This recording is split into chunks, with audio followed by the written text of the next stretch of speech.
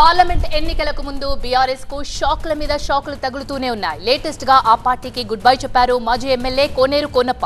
సచివాలయంలో మంత్రి పొంగులేటి శ్రీనివాస్ రెడ్డితో భేటీ అయిన కోనప్ప ఆ తర్వాత సీఎం రేవంత్ ను కలిశారు. బీఎస్పీ తెలంగాణ అధ్యక్షుడు ప్రవీణ్ కుమార్, బీఆర్ఎస్ అధినేత కేసీఆర్ తో భేటీ కావడం, వచ్చే ఎన్నికల్లో ఇద్దరూ కలిసి పోటీ చేయడంపై కోనేరు కోనప్ప ఆగ్రహంగా ఉన్నారు. ఈ క్రమంలోనే బీఆర్ఎస్ ను వీడారాయన. గత ఎన్నికల్లో సిర్పూర్లో కోనప్పతో పాటు ఆర్ఎస్ ప్రవీణ్ కుమార్ పోటీ చేశారు. ఆ క్రమంలో కోనప్పను వ్యతిరేకంగా దూషించారు ప్రవీణ్ కుమార్. అప్పటి నుంచి ఆర్ఎస్పీపై ఆగ్రహంగా ఉన్నారు కోనప్ప. అలాంటి వ్యక్తితో తనకు మాట మాత్రం చెప్పకుండా భేటీ కావడాన్ని జీర్ణించుకోలేకపోయారు. పైగా బీఎస్పీతో పొత్తు పెట్టుకోవడంపై అభ్యంతరం వ్యక్తం చేస్తున్నా పట్టించుకోలేదట. నిన్న తన అనుచరులతో సమావేశమయ్యారు కోనప్ప. అనుచరుల ఒత్తిడితో పార్టీ మారాలని నిర్ణయించుకున్నట్టు స్పష్టమవుతోంది. ఇదే అంశానికి సంబంధించి మరింత సమాచారాన్ని మా కరెస్పాండెంట్ నరేష్ అందిస్తారు. నరేష్,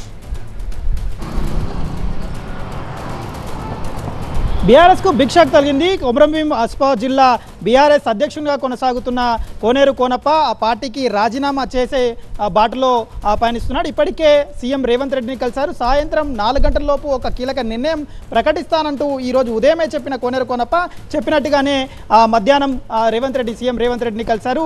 కోనేరు కోనప్పతో పాటుగా జడ్పీ చైర్మన్గా కొనసాగుతున్న కోనేరు కృష్ణ, వేం నరేందర్ రెడ్డి సమక్షంలో సీఎం రేవంత్ రెడ్డిని కలిశారు. ఈ నిర్ణయానికి ప్రధాన కారణము బీఆర్ఎస్తో బీఎస్పీ పార్లమెంటు ఎన్నికల్లో పొత్తు పెట్టుకోవడము. బీఎస్పీ అధినేతగా ఉన్న ఆర్ఎస్ ప్రవీణ్ కుమార్ గత ఎన్నికల్లో సిర్పూర్ నుంచి పోటీ చేస్తూ తనను రాజకీయంగా కుటుంబ సభ్యులను కూడా దూషిస్తూ మాట్లాడిన ఆర్ఎస్ ప్రవీణ్ కుమార్ను పొత్తు విషయంలో కనీసం నాకు సమాచారం కూడా ఇవ్వకుండా అధిష్టానం నిర్ణయం తీసుకోవడంపై అసంతృప్తి వ్యక్తం చేశాడు. ఈ నేపథ్యంలోనే 2 రోజుల క్రితం క్యాడర్తో ప్రత్యేక సమావేశం ఏర్పాటు చేసుకున్నారు. క్యాడర్ అనుచరులు కీలక నిర్ణయం తీసుకోవాలంటూ, పార్టీ మారాలంటూ ఒత్తిడి చేయడంతో ఈరోజు ఉటావుటిన హైదరాబాద్కు పయనమైన కోనేరు కోనప్ప ఈరోజు ఉదయం సచివాలయంకి వెళ్ళి పొంగులేటి శ్రీనివాస్ రెడ్డిని కలవడం, ఆ తర్వాత వెంటనే సీఎం రేవంత్ రెడ్డిని కలవడం, ఆ తర్వాత నిర్ణయాన్ని కూడా ప్రకటించే బాటలో పయనిస్తున్నట్టుగా తెలుస్తుంది.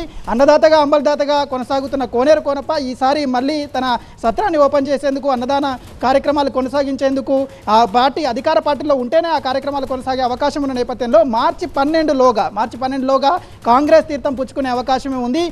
కోనేరు కోనప్ప బాటలోనే మరో 2 మాజీ ఎమ్మెల్యేలు కూడా ఉన్నట్టుగానైతే సమాచారం అందుతుంది. కొమరంభీం ఆసిఫాబాద్ జిల్లాలో కోనేరు కోనప్ప ఒకవేళ కాంగ్రెస్ పార్టీ గూటికి చేరితే అక్కడ మున్సిపల్కి సంబంధించిన కౌన్సిలర్లందరూ కూడా బీఆర్ఎస్కు రాజీనామా చేసి కాంగ్రెస్ గూటికి చేరే అవకాశాలు ఉన్నాయి.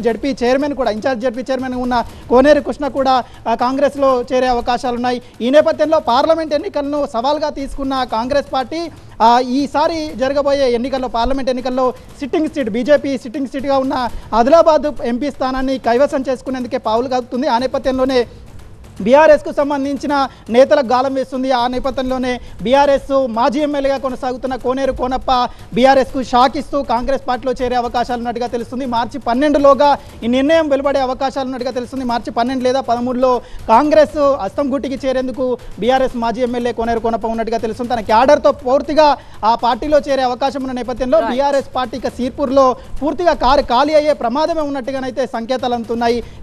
బీఆర్ఎస్ పొత్తులో భాగంగా తీసుకున్న నిర్ణయం కారణంగానే, పొత్తు పొగబెట్టిన కారణంగానే ఆ బీఆర్ఎస్ మాజీ ఎమ్మెల్యే కోనేరు కోనప్ప కాంగ్రెస్ గూటికి వెళ్తున్నట్టుగానైతే పూర్తి సమాచారం. Right, thank you Naresh.